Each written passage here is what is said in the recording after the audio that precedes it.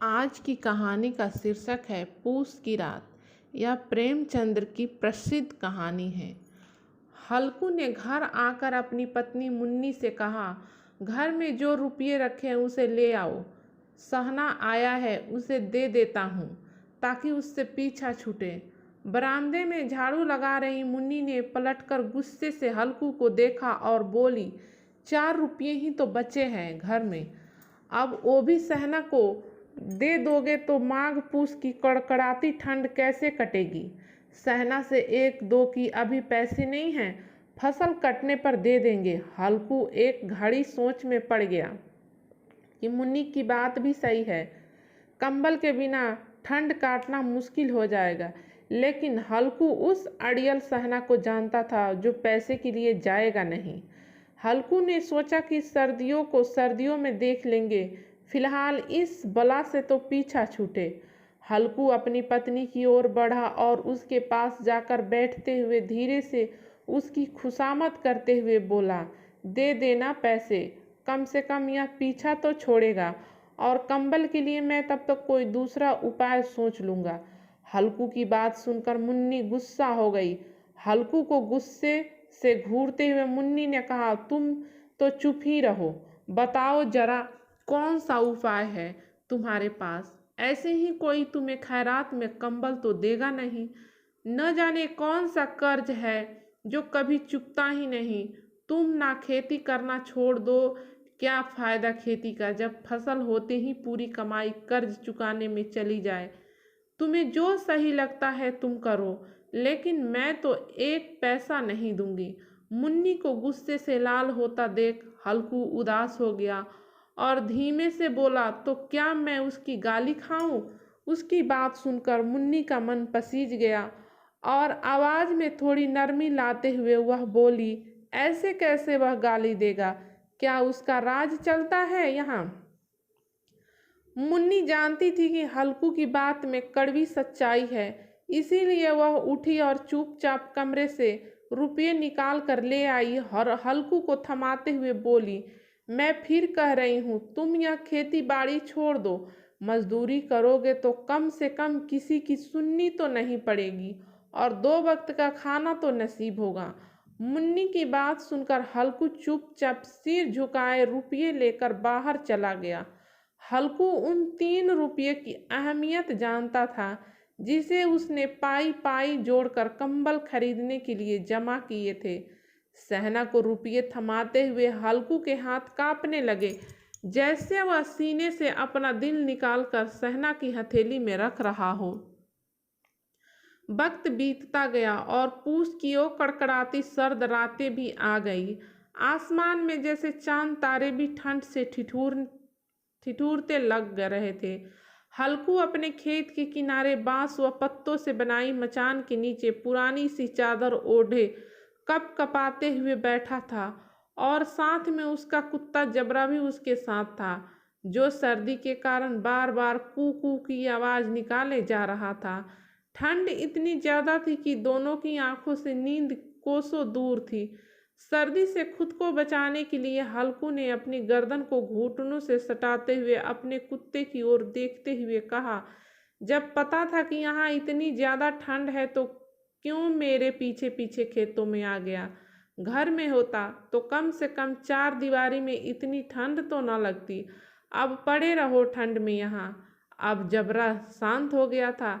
शायद उसे पता चल गया था कि उसके मालिक को कू कू की आवाज से नींद नहीं आ रही है। इसके बाद हल्कू गर्दन को घुटनों पर सटाए सोचने लगा, सब किस्मत किस्मत की बात है। हम यहाँ ठिठुरते हुए रात काट रहे हैं और वो पैसे वाले बिना कुछ किए ही मजा लूट रहे हैं। इसके बाद हल्कू ने चिल्लम भरी और ठिठुरते हुए उसे पीने लगा। हल्कू ने अपने कुत्ते जबरे को देखा और कहने लगा, आज यह रात किसी तरह काट ले, कल मैं तेरे लिए यहाँ पुआल बिछा दूंगा, तब ज्यादा ठंड न लगेगी। हल्कू वहीं जमीन पर लेट गया और सोचा कि कुछ देर के लिए आंखें मूंद कर सो लूं, लेकिन जैसे ही उसने आंखें बंद की, ठंड की चुभन जैसे पूरे शरीर में सुइयां चुभोने लगी।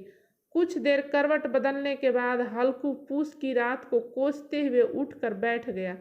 जब सब कुछ करने के बाद भी ठंड जाने का नाम ही नहीं ले रही थी, तो हल्कू ने पास बैठे अपने कुत्ते को उठाया और उसे गोद में लेकर लेट गया। ठंड से बचने के लिए जबरे के शरीर से आ रही दुर्गंध को भी हल्कू ने नज़रअंदाज कर दिया।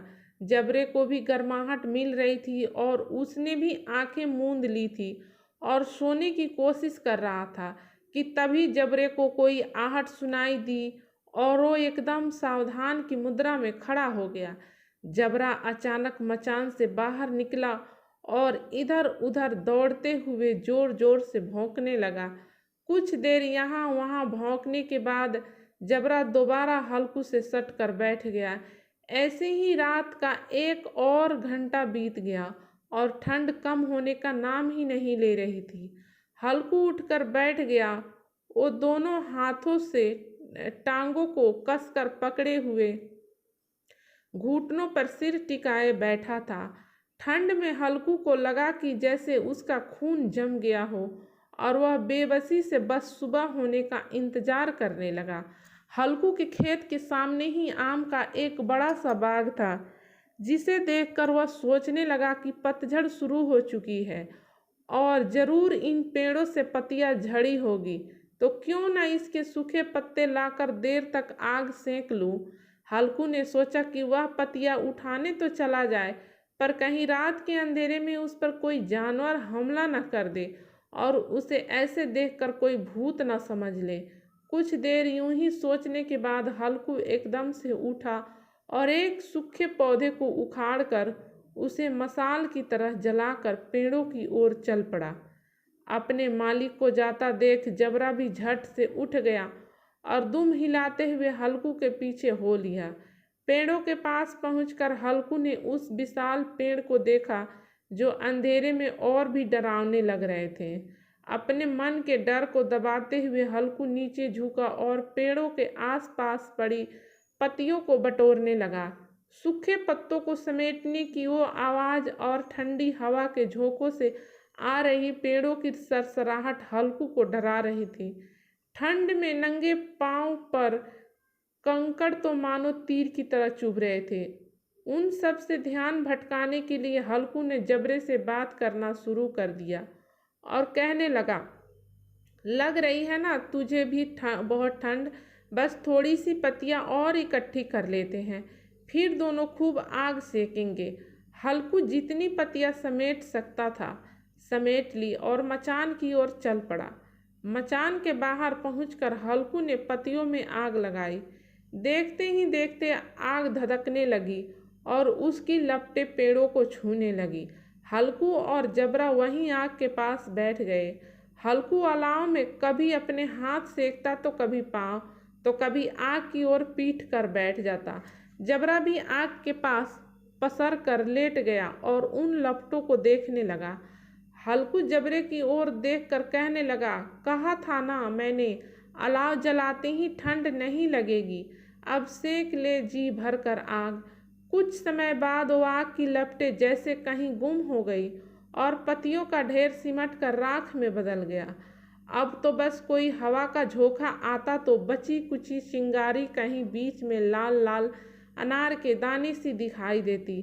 हल्कू राख की थोड़ी सी गर्माहट में वहीं चादर ओढ़े दुबक कर बैठा हुआ था, लेकिन जैसे जैसे रात बढ़ती जा रही थी ठंड उसे और जकड़ने लगी थी।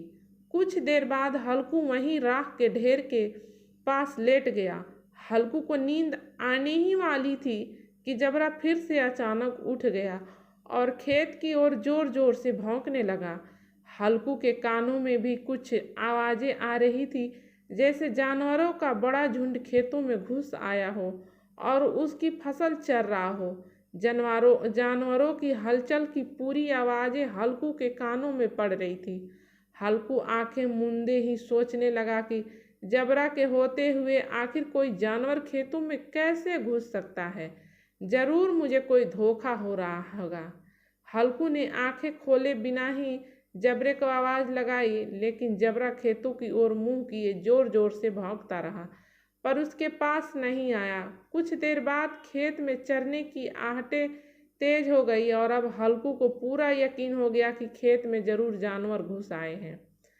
अपने आलस को झकझोरते हुए हल्कू आधे मन से उठकर बैठ गया। इस कपकपाती ठंड में उठकर खेत में जाना और फिर जानवरों को भगाना उसे बेहद मुश्किल सा लग रहा था। हल्कू वहीं बैठे बैठे जबरे को आवाज देने लगा। हल्कू की आवाज सुनकर जबरा और भी जोर से भौंकने लगा। खेतों में नीलगाय का झुंड घुस आया था, जो पूरी तैयार फसल को चरने के साथ ही उसे तहस नहस किए जा रहा था। जबरा अपना गला फाड़ फाड़ कर भौंके जा रहा था, जैसे उन्हें वहां से चले जाने को कह रहा हो। इस बार हल्कू ने पक्का इरादा करते हुए खुद को समझाया और चादर को शरीर पर लपेटते हुए खेत की ओर जाने के लिए कदम बढ़ाने लगा।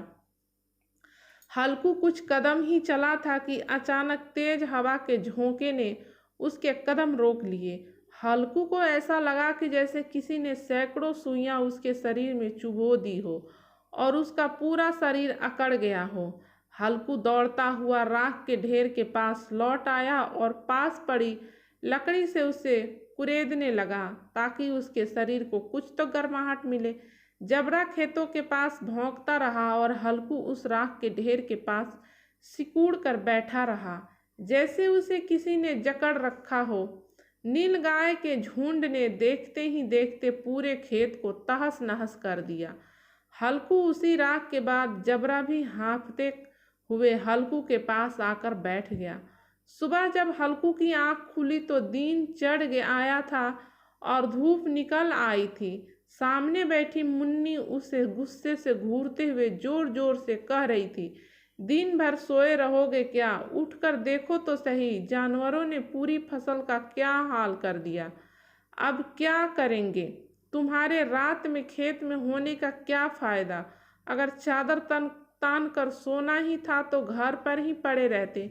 मुन्नी को चुप होते न देख हल्कू धीरे उठा और उससे पूछा, क्या तुम खेत से होकर आ रही हो? क्या सच में हमारी पूरी फसल तबाह हो गई है? मुन्नी ने गुस्से से जवाब देते हुए कहा, हाँ, सब कुछ खत्म हो चुका है, हम तबाह हो चुके हैं। हल्कू जानता था कि मुन्नी ऐसे चुप न होगी, तो उसे बहाना बनाते हुए कहा, तुझे तो बस खेत की पड़ी है, मैं यहाँ रात में मरने से बाल बाल बचा। रात को मेरे सीने में इतना तेज दर्द उठा कि मैं हिल भी न पाया। या तो मैं ही जानता हूँ कि दर्द के साथ मैंने कड़कड़ाती ठंड के बीच रात कैसे काटी है। हल्कू की बात सुनकर कुछ न बोली। फिर दोनों खेत के पास आ गए और बुरी तरह रौंदे हुए खेत को देखने लगे। खेत की दुर्दशा देखकर मुन्नी के चेहरे पर उदासी छा गई और वह मन ही मन सोचने लगी कि अब गुजारा कैसे होगा। पर हल्कू के चेहरे पर एक अलग शांति थी। मुन्नी ने चिंता जताते हुए हल्कू से कहा, लगता है अब मजदूरी करके ही दिन काटने पड़ेंगे। हल्कू ने चेहरे पर हल्की सी मुस्कान बिखेरते हुए कहा, चलो, कम से कम अब इन सर्द रातों में यहाँ सोना तो नहीं पड़ेगा। कहानी से सीख, मजबूरी में इंसान को कई बार न चाहते हुए भी कठिन फैसले लेने पड़ते हैं जो हमारे भविष्य को प्रभावित कर सकते हैं। विपदा कभी भी आ सकती है, इसीलिए हमेशा चौकस रहना जरूरी है। उम्मीद करती हूँ कि मुंशी प्रेमचंद्र जी की ये पूस की रात कहानी आप सबको पसंद आई होगी। तो प्लीज़ वीडियो को लाइक ज़रूर कीजिएगा, चैनल पर नए हो तो सब्सक्राइब कर लीजिएगा, वीडियो पसंद आई हो तो शेयर ज़रूर कीजिएगा। वीडियो देखने के लिए धन्यवाद।